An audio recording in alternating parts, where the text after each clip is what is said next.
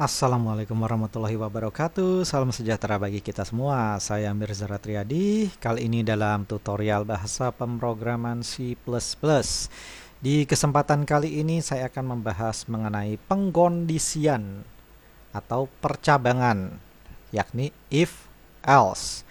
Nanti kita akan membahas statement percabangan if, kemudian ada else, kemudian ada else if, dan ada if bersarang atau nested if. Oke, pertama statement if. Statement if itu begini. Di sini ada sebuah flowchart saat ada start, if condition, if body, statement sampai exit. Jadi gini, pada saat program pertama dijalankan, dia akan ketemu pengkondisian if. Jadi kalau misalnya statement yang dikeluarkan kondisinya itu adalah benar, maka statementnya akan dijalankan. Setelah dijalankan baru dia akan keluar dari body yang if ini dan menjalankan apapun statement yang ada di bawahnya sampai programnya selesai.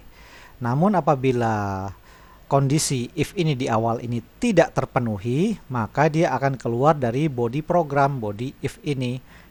Kemudian baru menjalankan apapun statement yang ada di bawahnya sampai programnya selesai berjalan. Oke, biar gampang kita langsung praktek ya. Di code blocks, kemudian saya buat sebuah project baru. Oke, C++, kemudian projectnya kondisi if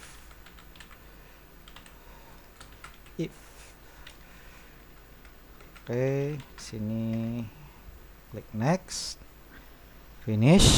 Oke, kemudian kita mulai bermain dengan pengkondisian. Oke, contoh sederhana, misalnya saya mau membuat sebuah program yang akan memeriksa umur Anda. Kalau umurnya ternyata 17 tahun ke atas, maka Anda dipersilahkan menonton film, tapi kalau umurnya di bawah 17, maka Anda dilarang menonton film. Oke, gini caranya. Ini hapus dulu. Oke, kita buat sebuah variabel namanya umur. Terus kita buat umurnya sama dengan misalnya 10. Kemudian di sini sekarang kita coba bermain dengan if. If statement cukup diketikkan if saja. Nah, rumusnya begini, kita akan memproses umur. Si umur ini di bawah 17 atau di atas 17. Caranya gini, sesudah statement if, beri tanda kurung buka, otomatis ada kurung tutup kalau di code blocks. Kemudian masukkan variabel yang hendak dievaluasi, kemudian berikan operator pembanding.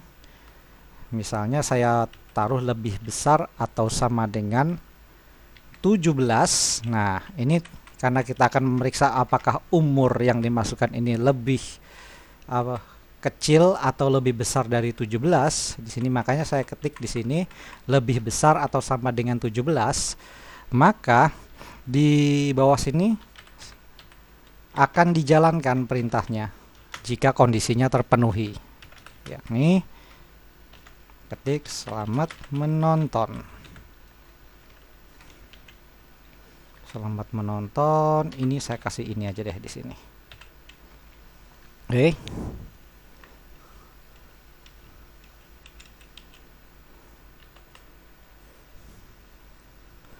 Oke, sekarang coba kita run programnya.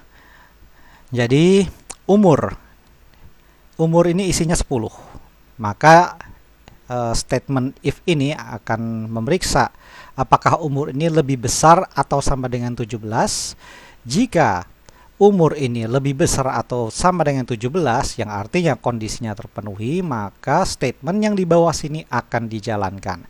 Tapi jika tidak, dia akan keluar dari blok if ini baris di bawah if ini adalah blok if ini, yakni chout ini selamat menonton. Namun jika tidak terpenuhi, maka dia akan keluar dari blok kode dan kembali ke baris yang di bawahnya, yakni return 0. Coba kita run, hasilnya kosong, tidak ada apa-apanya. Kenapa? Karena si umur ini di bawah dari 17 tahun. Gimana kalau kita ganti 19? Kemudian kita build and run, maka akan keluar tampilan selamat menonton.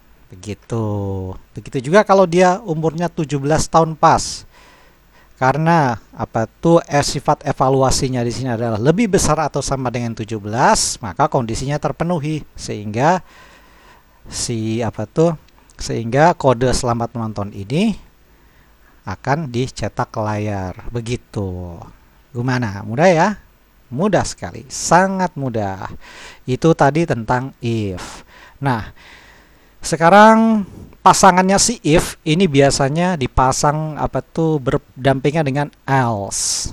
Else itu artinya jika sebuah kondisi dari if itu terpenuhi, maka seperti biasa blok di dalam kode if itu akan diproses. Tapi jika tidak, maka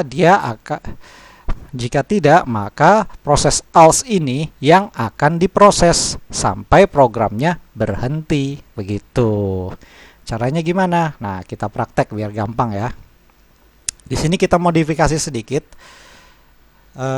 Di sini kita supaya lebih jelas untuk membedakan antara if dan else-nya, kita harus pasang blok kode di sini. Nah, blok kurung kurawal.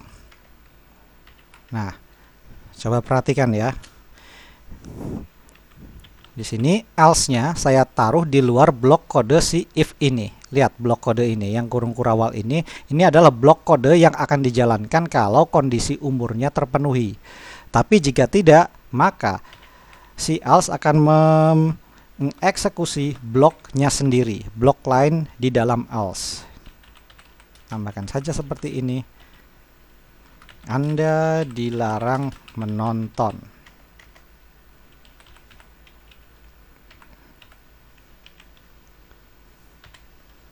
Oke.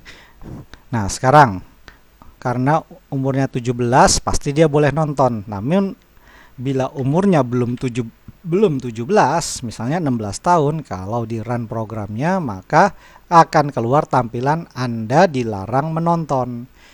Kenapa dilarang menonton? Karena waktu umurnya dicek oleh if di sini, ternyata umurnya tidak lebih besar atau sama dengan 17. Kalau dia 17 lebih besar atau sama dengan 17, yang diproses adalah blok kode if ini. Yang ini. Tapi apabila umurnya ternyata lebih kecil, contoh di sini 16, maka yang diproses adalah else. Ini blok kode else, yakni Anda dilarang menonton. Setelah itu baru programnya selesai berjalan. Begitu. Jadi intinya kalau kondisi awalnya ini saja sudah terpenuhi, maka yang else ini tidak akan pernah diproses. Paham ya?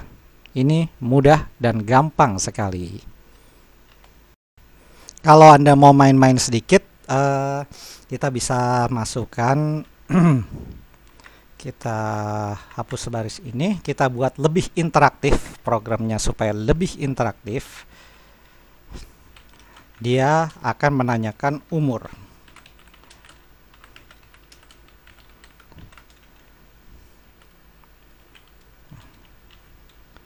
Oke, kemudian kita modif sedikit. Kalau kita build and run, dia akan menanyakan berapa umur Anda. Kalau umurnya 10, lalu tekan enter, maka akan keluar Anda dilarang menonton. Tapi kalau kita masukkan umurnya 24, keluar selamat menonton gitu. Gimana? Mudah ya? Mudah sekali, sangat simple. Oke, itu tadi tentang else. Sekarang kita bahas tentang else if. Else if ini agak berbeda, hampir sama, cuman ada perbedaannya, pasti ada perbedaan. Ini if else. Oke, mana tadi slide-nya? Oke, ini tentang if else if. Jadi kalau if else, kalau if else itu seperti ini. Jadi kalau kondisinya terpenuhi maka dia akan mengeksekusi di bawah, tapi kalau tidak terpenuhi maka else yang dijalankan sampai program selesai. Tapi kalau if else if, nah ini kita bisa melakukan pengkondisian dengan banyak cabang. Dengan bisa 2, bisa 3, bahkan 4 cabang atau lebih. Nah, contohnya gini, misalnya programnya dijalankan, dia akan ketemu kondisi if, bertanya apakah kondisi 1 ini terpenuhi. Kalau terpenuhi, dia akan menjalankan blok kode yang di dalamnya sampai selesai. Tapi kalau jika tidak terpenuhi, maka dia akan menjalankan kondisi berikutnya, if else, bukan if tapi else yang ada di bawahnya. Kemudian kalau terpenuhi maka dijalankan sampai selesai. Tapi jika kondisi 2 ini masih belum terpenuhi, maka dia akan menjalankan kondisi yang berikutnya, else if yang berikutnya. Kemudian kalau terpenuhi maka dijalankan sampai selesai, tapi kalau tidak terpenuhi juga maka ada else yang paling akhir ya, yang akan dijalankan sampai program selesai. Oke, contoh gini, kita langsung praktek. Misalnya saya akan membuat sebuah program untuk mengevaluasi sebuah nilai, apakah dia lebih kecil, lebih besar, atau sama dengan.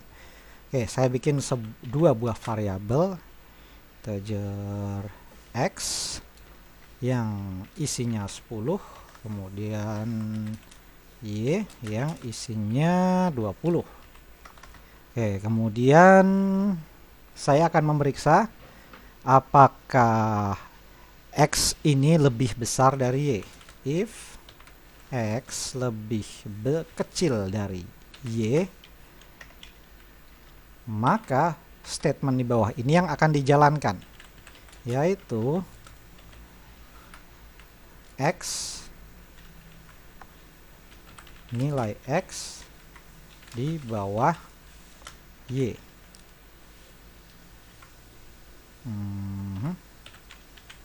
Oke, ini aja. Ya, ini escape character ini boleh ditempatkan di dalam tanda petik ganda ini. Ini lebih mudah, lebih enak. Nah, sekarang kita gunakan keyword else if. Tujuannya, jadi apabila kondisi di atas ini, jadi apabila kondisi ini, x ini, jika x ini lebih kecil dari y, maka blok kode ini yang akan dijalankan. Tapi jika ternyata nilai x itu lebih besar dari nilai y, maka blok kode yang ini yang akan dijalankan. Isinya adalah nilai x di atas y.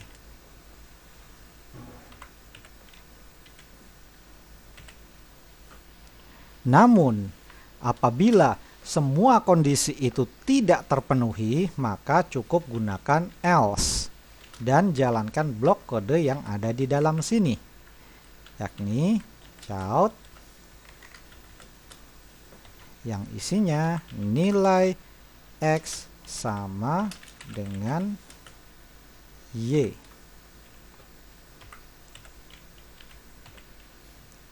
Oke. Nah, sekarang kita run programnya ya. Ini nilai x 10, nilai y 20. Coba kita run. Nah, coba lihat di sini. Nilai x di bawah y. Karena x ini 10, y 20.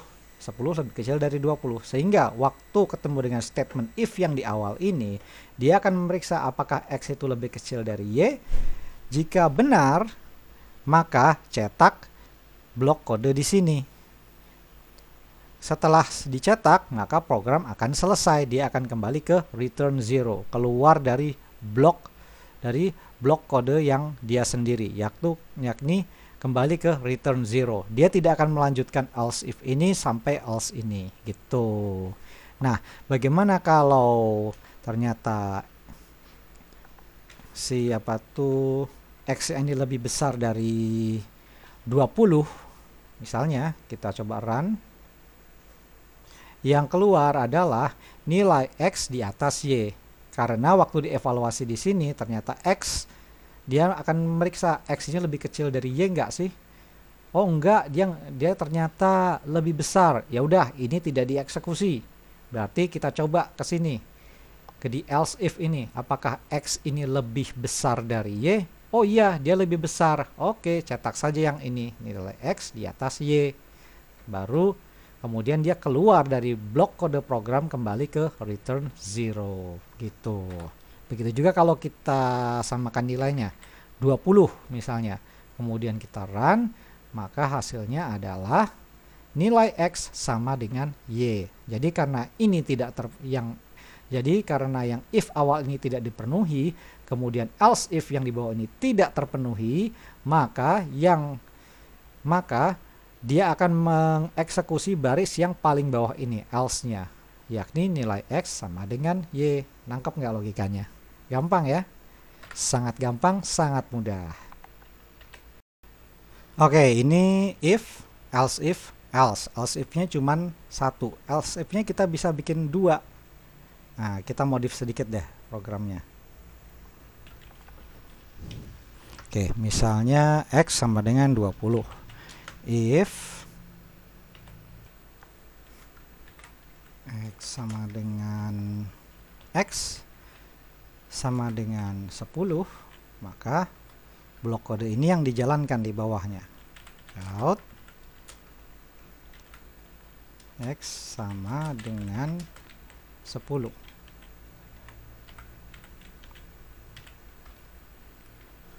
Else if, oh ya, ini kenapa saya nggak pakai blok kode? Karena cuma satu baris yang dieksekusi di sini cuma satu baris. Kalau barisnya lebih dari satu, Anda harus pakai blok kode. Blok kode ya, kurung kurawal begini. Oke. Else if X sama dengan 20, maka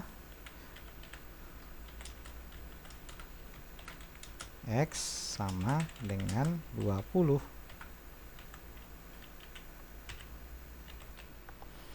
Kemudian ada else if lagi. Jika X sama dengan 30, maka X sama dengan 30. Oke. Nah, jika semua kondisi tersebut di atas tidak terpenuhi, maka yang dicetak adalah,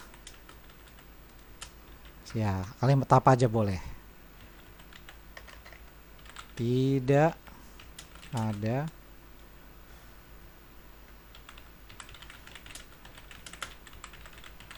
bilangan yang dimaksud, umpamanya. Ya, ini cuma tes saja ya. Oke, coba kita run. X-nya 20. Apa yang terjadi kalau kita run? X sama dengan 20. Nah, kalau misalnya X-nya 10, maka kalau di run X sama dengan 10. Begitu. Kalau misalnya X-nya 30, maka X sama dengan 30. Tapi kalau misalnya X-nya misalnya 300, kalau di run tidak ada bilangan yang dimaksud. Begitu. Gimana? Gampang ya? Jadi if, else, if ini hanya akan mengevaluasi satu persatu Urutannya dia akan mengevaluasi satu persatu dari atas. Kalau sudah terpenuhi, satu saja sudah terpenuhi, maka dia akan keluar dari blok kode yang lain, langsung kembali ke return 0. Yang di bawah sini tidak akan dieksekusi. Intinya seperti itu. Gimana? Mudah ya? Sangat mudah, gampang sekali. Oke, itu tadi tentang else if. Nah, sekarang kita lanjut ke nested if atau if yang bersarang. Seperti apa itu if yang bersarang? Jadi gini, yang namanya if ini kita bisa buat bersarang. Artinya di dalam if ada if lagi. Contohnya gini, biar gampang.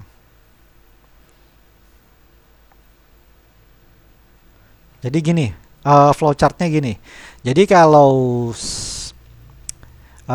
programnya dimulai, dia akan ketemu if yang awal. Jika kondisinya terpenuhi, maka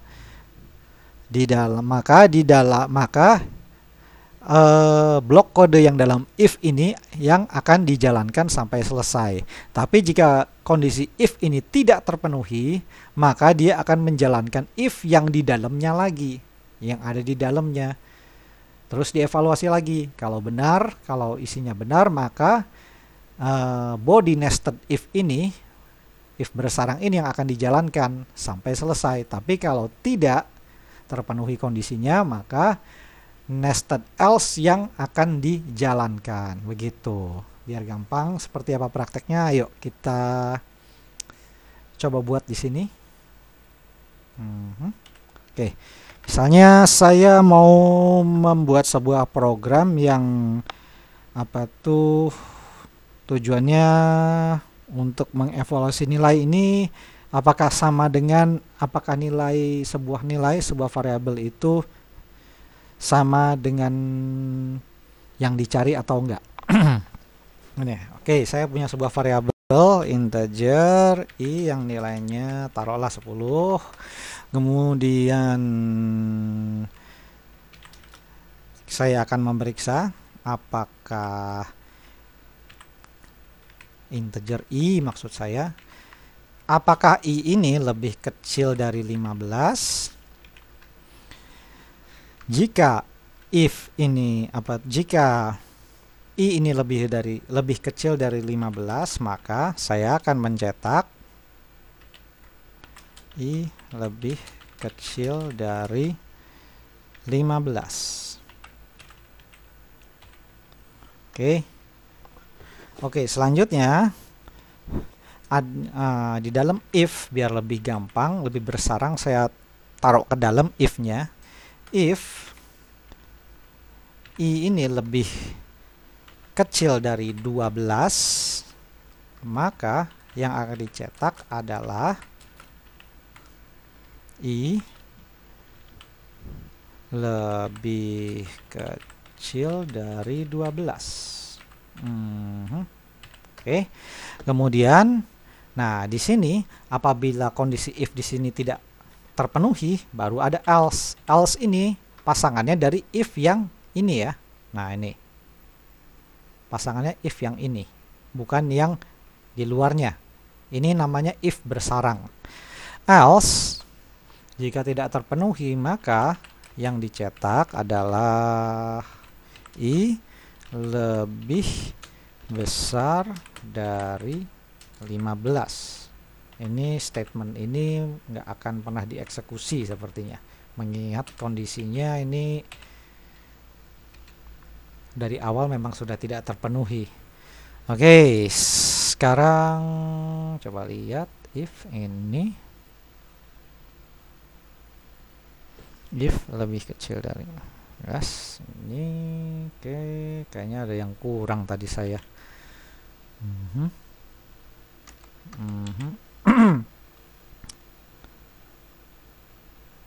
Oke,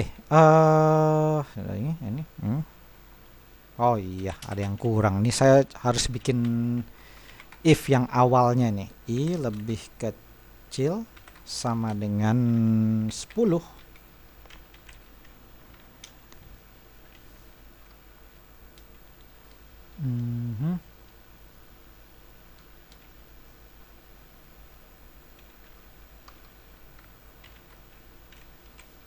Oke, ini taruh di sini, ini hapus, ini taruh di sini. Oke, ini harusnya saya taruh di dalam sini. Ah, gini. Oke, kita coba baca programnya dulu ya. Baca alurnya. Oke, ini nilainya 10. Jika I lebih kecil atau sama dengan 10, maka kondisi yang di dalam sini ini yang akan dijalankan.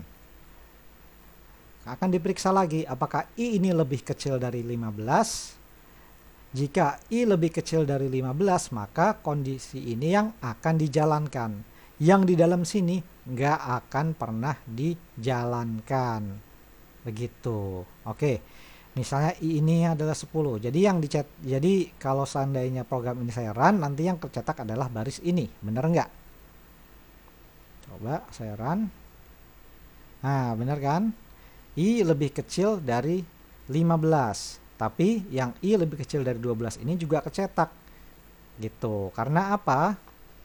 Karena ini yang namanya if bersarang. Jadi setelah ini terpenuhi, ini akan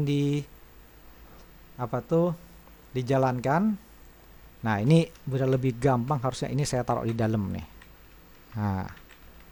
Nah, ini yang dimaksud dengan if bersarang. If bersarang. Jadi kalau kondisi ini terpenuhi, maka dia akan menjalankan yang ini. Dan seandainya yang ini terpenuhi, maka di sini dijalankan gitu. Terus karena di bawah ini bukan else tapi if juga, maka si if akan ngelanjutin if lagi. Apakah jadi dia akan mengevaluasi apakah ini lebih kecil dari 12. Jika iya, benar, maka statement ini yang akan dicetak. Begitu. Coba paham nggak? Kalau nggak paham saya ulangi lagi deh.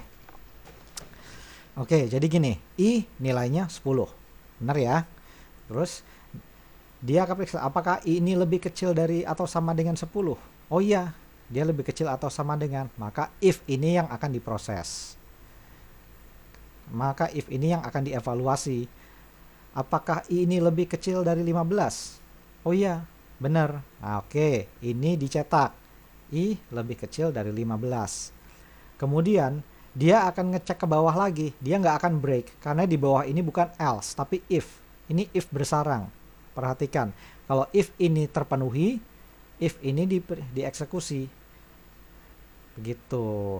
Nah, sekarang karena if ini dieksekusi, if ini ikut dieksekusi, dia akan mengevaluasi apakah I ini lebih kecil dari 12. Oh iya, benar.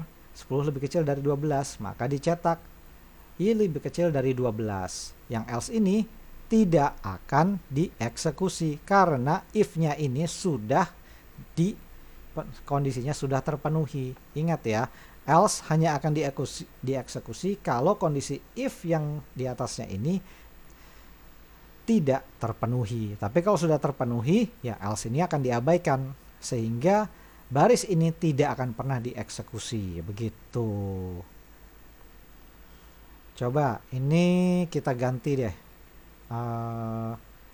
I-nya ini kita ganti jadi 12. Apa yang terjadi? Blank. Programnya tidak berjalan. Kenapa? Dari kondisi awalnya saja, if ini hanya akan dieksekusi kalau nilainya ini lebih kecil atau sama dengan 10. Makanya semua statement ini, blok kode ini tidak akan pernah dieksekusi. Gitu. Gimana, paham ya? Gampang kok ini. Sangat mudah, sangat gampang.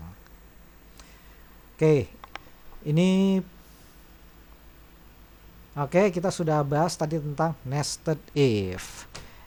Jadi kalau Anda mau coba-coba, silahkan. Saya sangat sarankan Anda bereksperimen sendiri, Anda bikin kondisi sendiri, misalnya mau periksa umur mau periksa nama juga bisa. Kita bisa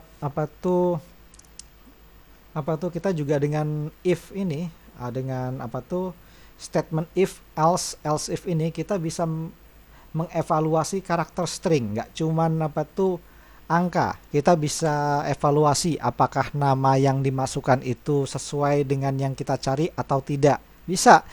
Oke, itu tugas buat Anda deh. Anda silakan utak-atik kodenya, Anda silakan latihan supaya Anda lebih mahir. Saya nggak akan praktekkan lebih jauh di sini karena saya yakin Anda sudah paham ini dan Anda bisa praktek sendiri. Oke? Oke, kali ini dari saya cukup sekian. Mohon maaf apabila ada kekurangan. Semoga penjelasan saya dapat berguna bagi Anda. Oh ya, jangan lupa subscribe kalau berkenan. Sampai jumpa di lain kesempatan dan wassalamualaikum.